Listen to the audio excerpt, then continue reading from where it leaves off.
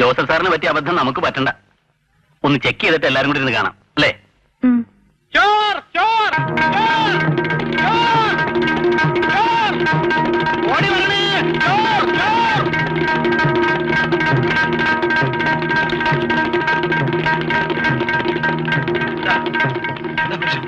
ഞാൻ ചോദിച്ചിട്ട് ഇയാൾ ഒന്നും പറയുന്നില്ല. ഇയാൾ നിന്ന് കിതയ്ക്കാതെ പെട്ടെന്ന് കാര്യം എന്താണെന്ന് പറ. പെട്ടെന്ന് പറയാൻ വേണ്ടിയല്ലേ ഞാൻ സ്പീഡ് കിതയ്ക്കുന്നത്. താനൊന്ന് പറഞ്ഞു തൊലച്ചിട്ട് എവിടെങ്കിലും പോയി കിതയ്ക്ക്. ചോർ മജായ ചോർ. അതെ, മലയാളത്തിൽ പറഞ്ഞാൽ മതി. മലയാളത്തിൽ പറഞ്ഞാൽ മതിയാ. ഒരു മുഴുത്ത കള്ളനെ ആ മതിൽ അടിക്കണം. ഏത് മതില്? ബാങ്കിന്റെ ഭാഗത്തേക്ക് പോയി. ബാങ്കിന്റെ മതിലോ? അല്ല, ബാങ്കിന്റെ അപ്പുറത്തെ മതിലുള്ള വീടിന്റെ മതില്. അല്ല, HMT ജോലിയുള്ള മേനൻ സാറിന്റെ മതില്. എന്നിട്ട് എങ്ങോട്ട് പോയി? മിർച്ചി മസാല ഞാൻ കണ്ടില്ല. കിന്തു ബീസാൽ ബാദ് കുറെ ദൂരം ഞാൻ അവനെ പിന്നാലെ ഓടി. പരന്തു ഞാൻ അടുത്തിൽ നേരം നിൽക്കാനുള്ള ക്ഷമ അവൻ കാണിച്ചില്ല. ഈ ശാന്തിനഗറിൽ മാത്രമാണ് കള്ളന്മാരുടെ ശല്യം ഇല്ലായിരുന്നത്. ഇവിടുത്തെ കൂർഗ അച്യുതൻ സിംഗ് ആണെന്ന് കള്ളന്മാർ അറിഞ്ഞു കാണുമെന്ന്. തുണിയൊന്നും പുറത്ത് കിടപ്പില്ലല്ലോ.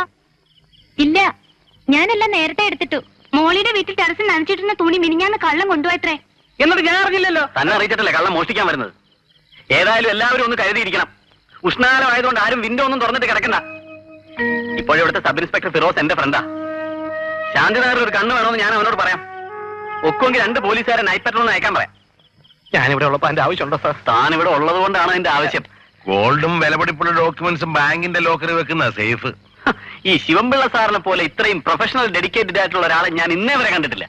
കണ്ടില്ലേ അർദ്ധരാത്രിയിലും ക്യാൻവാസിംഗ്. അതെങ്ങനാ? ഇതല്ലേ നമ്മുടെ കൂർക്ക. ഇനി എല്ലാരും പോയി ചന്ത ഉറപ്പിച്ചില്ലേ സുഖമായിട്ട് ഉറങ്ങിക്കുള്ളൂ. കള്ളവരാണെങ്കിൽ ഞാൻ വിളിച്ചോളാം. എടോ, ഞങ്ങളുടെ ഉറക്കം കെടുത്താനാണോ തനിക്ക് ശമ്പളം തരുന്നത്? എന്നാ ഇന്ന് ഉറങ്ങുന്നില്ല.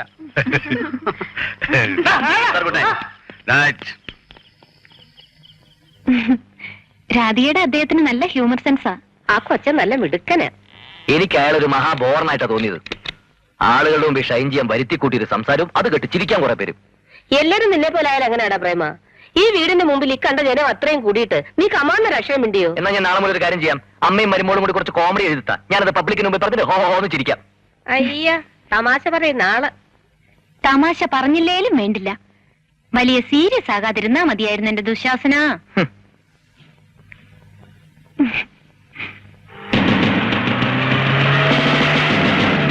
ബാബു, മറ്റേ കാസറ്റൊക്കെ എടുത്ത് മാറ്റിക്കോ.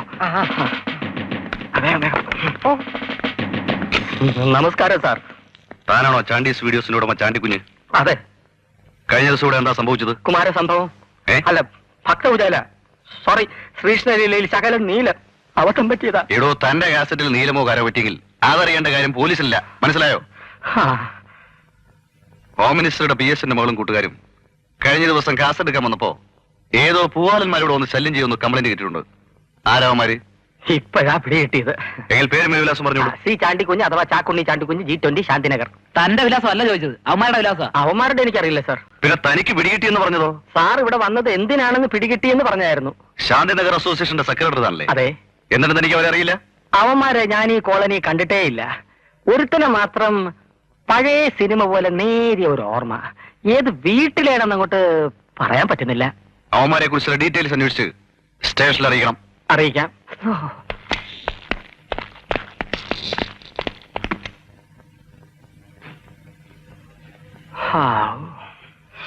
പരസ്പര വിരുദ്ധമായ മറുപടി പറയണ്ടെന്ന് കരുതിയാ ഞാൻ ഒളിച്ചത്. അല്ലേലും നീ ഒരു മുതലാളി വിരുദ്ധനാണ്.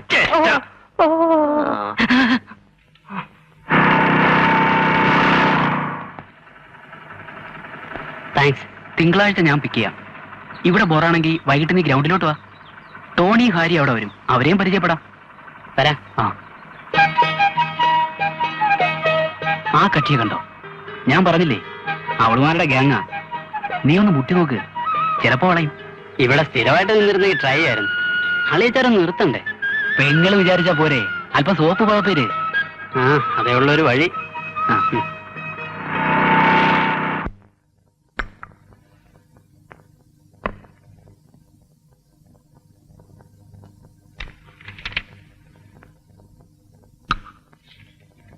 സുധി വന്നിട്ട് പ്രേമേട്ടൻ കണ്ടോ?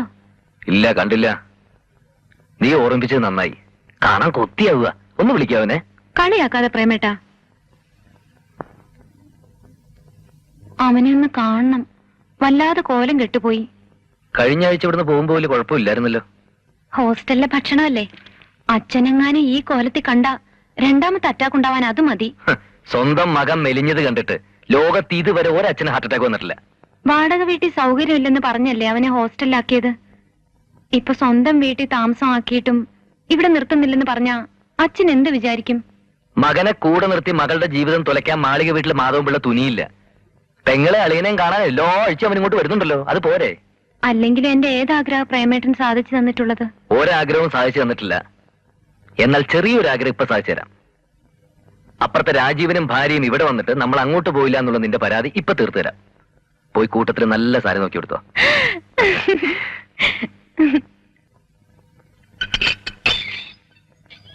ആ മോളെ ആരാ വരുന്നത് നോക്കി. നമസ്കാരം. നമസ്കാരം. വരൂ. ഹലോ. ആ ഇരിക്കും ഇരിക്കും. രാധിക അടുക്കളയല്ല, ഇപ്പൊ വരും. അപ്പുറത്തുനിന്ന് ഇപ്പുറത്തേക്ക് വരാൻ രണ്ടുപേർക്ക് ഇപ്പഴാ സമയം കിട്ടിയത്. എപ്പോഴും വിചാരിക്കും ഇന്ന് പ്രേമേട്ടന് സൗകര്യപ്പെട്ടത്. ഇത്രയും ദിവസമായിട്ടും നിങ്ങളൊന്നും ഇങ്ങോട്ട് കാണാതായപ്പോ പ്രേമേന്ദ്രൻ സാർ ആളൊരു റിസർവ്ഡ് ടൈപ്പ് ആയിരിക്കും എന്ന് ഞാൻ മോളോട് പറഞ്ഞു. ആവശ്യമില്ലാതെ ചങ്ങാത്തം കൂടെ ഞാനെങ്ങും പോവാറില്ല. ആവശ്യത്തിനാകാമല്ലോ. മോനെന്തി അപ്പൂപ്പന്റെ അമ്മമ്മയുടെയും കൂടെ അങ്കിളിന്റെ വീട് വരെ പോയി. ഇവിടെ അടുത്ത് തന്നെ.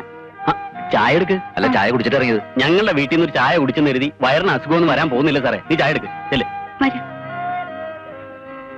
പിന്നെ ശാന്തിയാറുള്ള താമസമൊക്കെ എങ്ങനെ? കുഴപ്പമില്ല. ഡെവലപ്പ് ആയി കഴിഞ്ഞാൽ ഇത്രയും നീറ്റ് ആയിട്ടുള്ള ഒരു ഹൗസിംഗ് കോളനി കേരളത്തിൽ ഉണ്ടാവും തോന്നില്ല. ഞങ്ങൾ വീട് വെക്കുന്ന കാലത്ത് സെന്റിന് 2000 രൂപയായിരുന്നു വില. ഇപ്പൊ എന്താ സ്ഥിതി? ഞാൻ 25 വെച്ച് 6 സെന്റ് വാങ്ങിയത്. അത് 2 കൊല്ലം മുമ്പല്ലേ സാറേ. ഇപ്പൊ 40 കൊടുത്താലും 1 ഇഞ്ച് സ്ഥലം കിട്ടാനില്ല. സത്യം പറഞ്ഞാൽ ഇവിടെ താമസിക്കുന്നതിൽ എന്റെ വൈഫിന് വലിയ താല്പര്യമില്ലായിരുന്നു.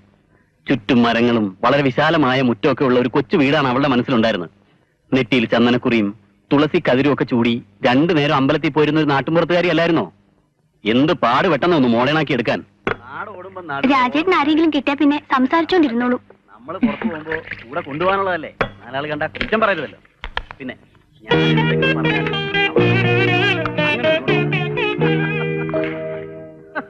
ഈ ബ്ലൗസ് എവിടെ തയ്പ്പിച്ചതാ? ഈ സ്റ്റൈലേഴ്സ് ലേറ്റസ്റ്റ് ഫാഷൻ എന്ന് പറഞ്ഞ് അദ്ദേഹം തയ്പ്പിച്ചോണ്ട് വന്നതാ. രാധിക ബ്യൂട്ടി പാർലറിൽ പോവോ? അതും അദ്ദേഹത്തിന് നിർബന്ധ. മുഖം വരണ്ടിരിക്കുന്നു, ഓയിൽ മെസ്സേജിന് പോയില്ലെന്ന് കുറച്ചു മുമ്പേ ചോദിച്ചതേ ഉള്ളൂ. സുലോചന ഏത് ബ്യൂട്ടി പാർലറിലാ പോകുന്നത്? ഞാൻ ഇതുവരെ പോയിട്ടില്ല. ഈ സിപ്ലായിന്നും മെർക്കിന്നും ഗ്ലാക്സോയിന്നും ഒക്കെ വിളിക്കുന്നുണ്ട്. നമ്മൾ പിന്നെ ഇതിനെ വെറുതെ ഒരു റോളിംഗ് സ്റ്റോൺ ആവുന്നത്. ഇപ്പോഴത്തെ ഈ കമ്പനി എനിക്ക് വളരെ നല്ല ട്രീറ്റ്മെന്റ് തരുന്നുണ്ട്. പക്ഷെ എല്ലാ റെപ്രസെന്റേറ്റീവ്സിന്റെ സ്ഥിതി അതല്ല കേട്ടോ. സാമ്പിൾസ് വിറ്റ് ചെലവ് കഴിയുന്നവർ വരെ ഉണ്ട്. എന്റെ മെഡിക്കൽ പുരാണം കേട്ട് ബോറടിച്ചെന്ന് തോന്നുന്നു. കുറച്ച്. സാറിന്റെ ഈ ഫ്രാങ്ക്നെസ് ആണ് എനിക്ക് ഇഷ്ടമായത്. സത്യമായിട്ടും. കൊടുക്ക്. മോക്ക് ചായ ഇല്ലേ? എനിക്ക് വേണ്ട. മോള് വൈകുന്നേരം ചായ കുടിച്ചില്ലല്ലോ. വേണ്ട കാര്യട്ടാ. പാലില്ലല്ലേ? ഈ രാജന്റെ കാര്യം നമുക്ക് 2 പേർ കൂടെ കുടിക്കാം.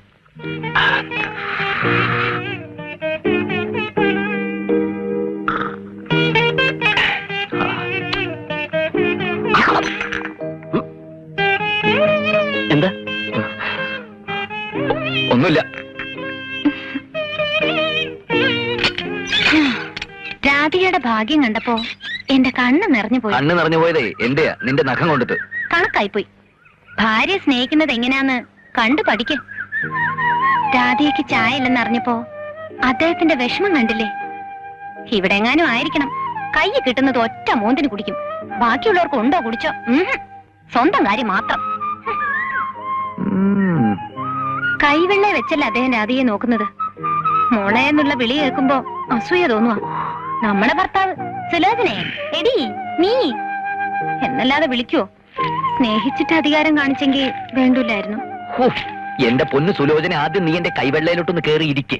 നിന്നെ പൊന്നു പോലെ ഞാൻ നോക്കിത്തരാം. എന്ത് പറഞ്ഞാലും മറുപടി ഉണ്ട്. കുട്ടികൾ ഉറങ്ങിയോ? ഉറങ്ങി.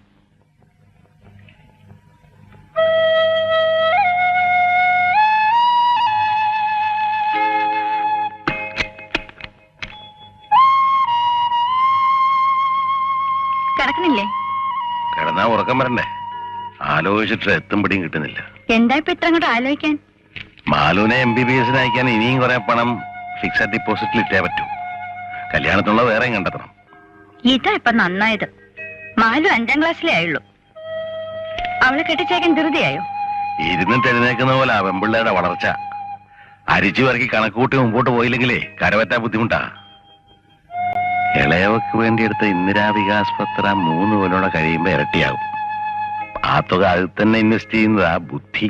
ഏത് നേരമുള്ള നിങ്ങളുടെ ഈ കണക്ക് പറച്ചിലും ബാങ്ക് ഭാഷ ഉണ്ടല്ലോ, എനിക്ക് തീരെ രസിക്കുന്നില്ല. അതിന് നിനക്ക് കണക്ക് കൂട്ടാറിയണ്ടേ? ചെസ് കളി പോലാ കണക്ക്. പഠിച്ചു കഴിഞ്ഞാൽ വളരെ ഇൻട്രസ്റ്റിംഗാ.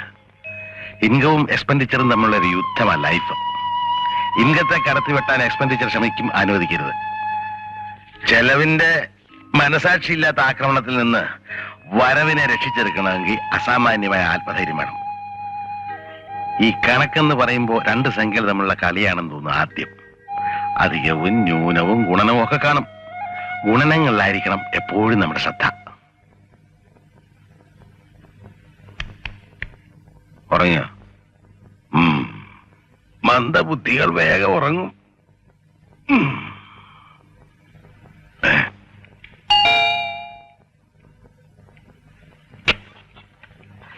നല്ല കടുപ്പത്തിലൊരു ചായ. അതിന് ശബ്ദത്തിൽ എന്തിനാ ഇത്ര കടുപ്പം? കുറച്ച് സംസാരം, കൂടുതൽ പ്രവൃത്തി. പോയി ചായ എടുക്ക്.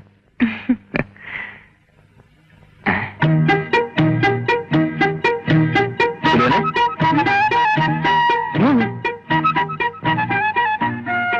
എന്തത് ഏത് നീട്ടിരിക്കുന്നത്? ബ്ലൗസ്. അല്ല, അതിന്റെ പുറകിൽ എന്താ ഒരു ജനല്? ഇതാ ഇപ്പോഴത്തെ ഫാഷൻ. അപ്പുറത്തെ രാധയിട്ടിരിക്കുന്ന കണ്ടില്ലേ? നല്ല ചേർച്ചയുണ്ടല്ലേ? ആഹാ, എന്നാല് തിരിച്ചിട്ടാലേ കുറച്ചുകൂടി ചർച്ച ഉണ്ടാവും. എന്നാ തിരിച്ചിടാം.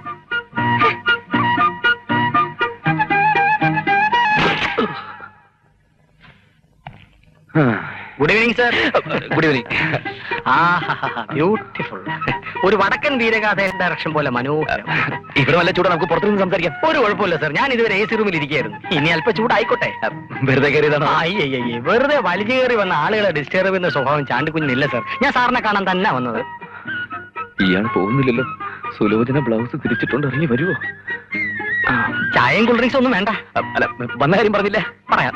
കോളേജില് നോക്കല്ലേ നോക്കല്ലേ, തൊലഞ്ഞു. വിസിറ്റേഴ്സ് വരുന്നത് മിസ്സിസിന് ഇഷ്ടമല്ലാന്ന് തോന്നുന്നു. മിക്ക കുടുംബങ്ങളിലും കലഹത്തിനൊരു കാരണമില്ലാത്ത കുഴപ്പമേ ഉള്ളൂ. ഇവിടെ ഞാനൊരു കാരണമാകാൻ ആഗ്രഹിക്കുന്നില്ല. കാര്യം പറഞ്ഞിട്ട് പെട്ടെന്ന് പോയിക്കൊള്ളാം.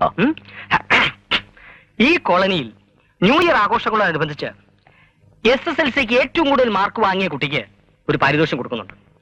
ശാന്തിനഗർ കോളനിയിലെ ഒരേ ഒരു കോളേജ് അധ്യാപകൻ എന്ന നിലയ്ക്ക് ആ കർമ്മം സാറ് നിർവഹിക്കണം. അതിന് വേറെ ആരെങ്കിലും വിളിക്കുന്നല്ലേ നല്ലത്? ചീഫ് ഗസ്റ്റ് ഫിലിം സ്റ്റാറാ. അപ്പുറത്തെ രാജീവ് സാറാണ് അതിന്റെ ഏർപ്പാട്. ആരായിരിക്കുമെന്ന് അന്നേ അറിയാൻ പറ്റും. നമ്മുടെ MLA ആണ് അധ്യക്ഷൻ. സമ്മാനദാനവും അവരാരെക്കൊണ്ടെങ്കിലും ജയിച്ചാൽ മതി. ചെയ്യാൻ പറഞ്ഞാൽ 2 കൈ നീട്ടി അവർ ചെയ്യും. പക്ഷെ അതല്ലല്ലോ, വിദ്യാഭ്യാസത്തിനുള്ള സമ്മാനം വിദ്യാഭ്യാസമുള്ളവർ കൊടുക്കുന്നതല്ലേ ഭംഗി. അല്ല, ഈ സ്റ്റേജിൽ കയറി ആളുകളെ ഫേസ് ചെയ്യാന്നൊക്കെ പറഞ്ഞാൽ നിർബന്ധിക്കരുത്, എനിക്ക് ബുദ്ധിമുട്ടാ. ഓക്കെ, മറ്റൊരാളെ നോക്കി വെച്ചിട്ടുണ്ട്. പക്ഷേ സാറിനോടൊന്ന് ചോദിച്ചിട്ട് ഫിക്സ് ചെയ്യാമെന്ന് കരുതി. ആരാ? ഞാൻ തന്നെ.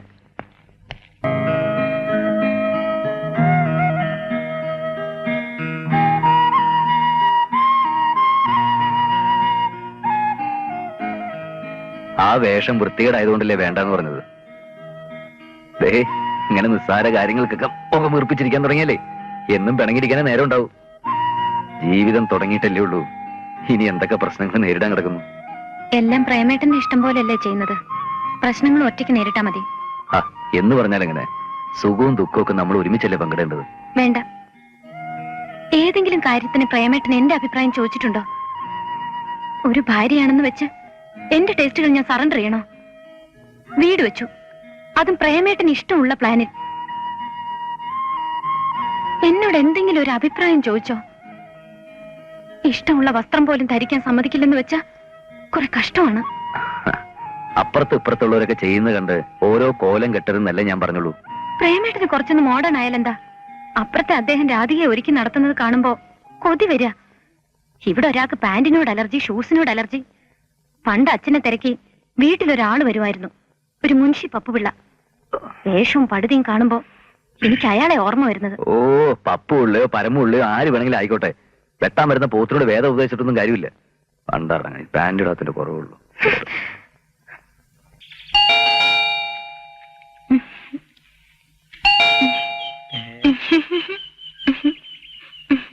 വേണ്ട രത്ന, വേണ്ട.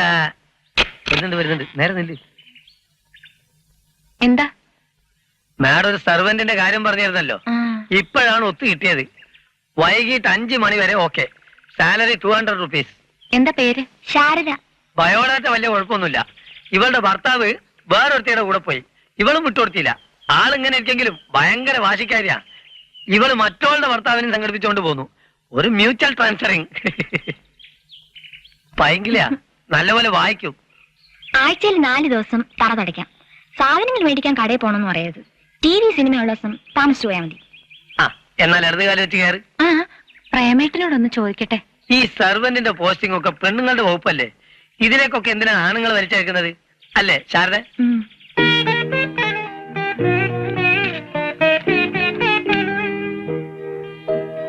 കൊറേ സ്ഥലങ്ങൾ കറങ്ങിയിട്ടുണ്ടല്ലോ. വിവാഹം കഴിഞ്ഞ 1 വർഷം ഹണിമൂൺ ട്രിപ്പ് തന്നെ ആയിരുന്നു. കൊടൈക്കനാൽ, കന്യാകുമാരി, തേക്കടി, കുറ്റാലം, ഊട്ടി, എവിടേക്കാണെന്ന് എനിക്കിപ്പോ നല്ല ഓർമ്മയില്ല. അത്രയ്ക്ക് ചുറ്റി. സുലോചന എവിടൊക്കെ പോയി? ഈ പറഞ്ഞ സ്ഥലത്തൊക്കെ ഞങ്ങളും പോയി.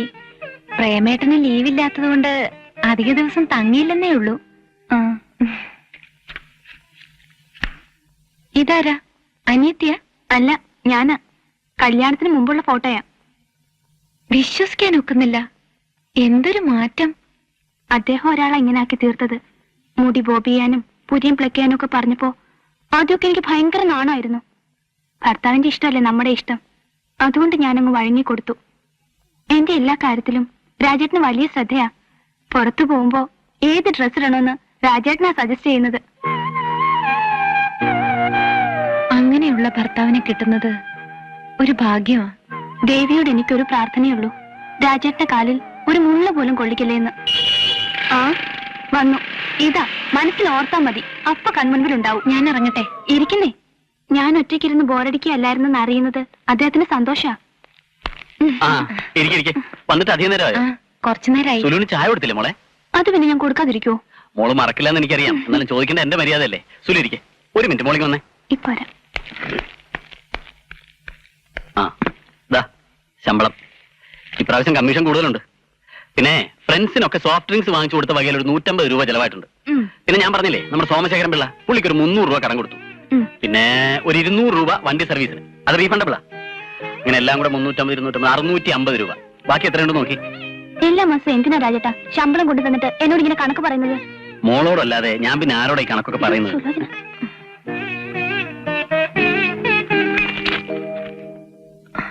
ഞാൻ ഇറങ്ങട്ടെ. പകലൊക്കെ മോളിവിടെ ഒറ്റയ്ക്കാണ്. സമയം കിട്ടുമ്പോഴൊക്കെ സുലു വരണം.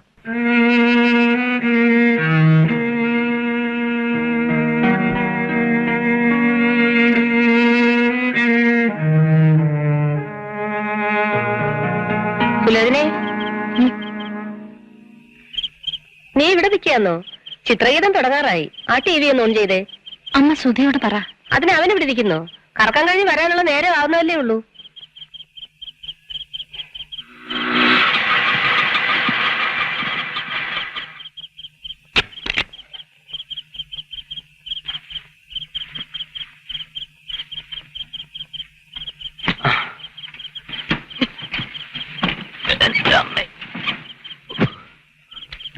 എത്രേ? 13 രൂപ. 12.75 ഉള്ളൂ. പിന്നെന്തിനാ 13 രൂപ? 25 പൈസയല്ലേ കൂടുതൽ ചോദിച്ചുള്ളൂ. അതെന്തിനാ കൂടുതൽ ചോദിക്കുന്നത്? 25 പൈസ വെറുതെ കിട്ടുമോ? ഒരു കൈവണ്ടി കയറ്റാനുള്ള സാധനങ്ങളിലെ കയറ്റിക്കൊണ്ടുവന്നത് 25 പൈസ കൂടുതൽ തന്നാലെന്താ? സാധനങ്ങൾ കയറ്റാൻ പറ്റത്തില്ലെങ്കിൽ അത് അവിടെ വെച്ച് പറയണമായിരുന്നു. അല്ലാണ്ട് ഇവിടെ വന്നിട്ട് കൂലിക്ക് വേണ്ടി തർക്കിക്കില്ല വേണ്ടത്. കണ്ടപ്പം തോന്നി മാന്യനാണെന്ന്, അതാ കയറ്റിയത്. വെറുതെ പ്രശ്നം ഉണ്ടാക്കാതെ കാശ് തരണം സാറേ. എന്താ സുലോചനെ? ഒന്നുമില്ല. ഒച്ച വെച്ച ആളെ കൂട്ടാതെ കൊടുത്തു വിട് പ്രേമേട്ട. എന്ന് പറഞ്ഞാൽ എങ്ങനെയാ? ചോദിക്കുന്നതിന് മര്യാദയൊക്കെ ഉണ്ട്. ഇത്ര അവിടെ ഒച്ച വെച്ചല്ലേ? 12 രൂപ 75 പൈസ കൃത്യമായിട്ടുണ്ട്. പോ.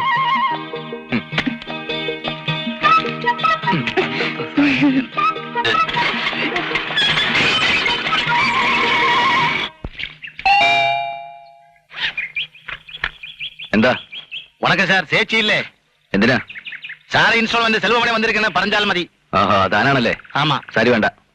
സാർ ഇനി അടുത്ത മാസം ഞാൻ കൊണ്ടുവരുവേൻ. ഞാൻ ഇപ്പൊ വന്ന് കളക്ഷക്കാകത്താ. തനിക്കൊന്നും വേറെ പണിയില്ലടോ. ഇല്ലേ സാർ, இந்த ஒரு படிதான் தெரியும். സ്ത്രീകളെ പറ്റി ജീവിക്കാൻ നടക്കുന്നു.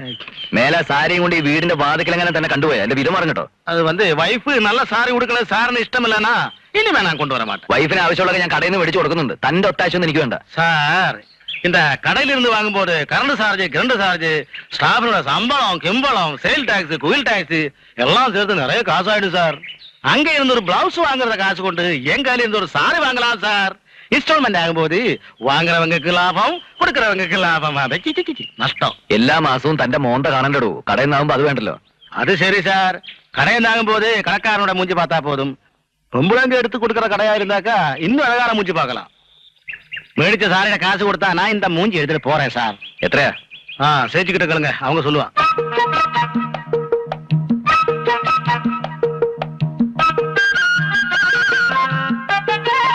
சரிம்மா.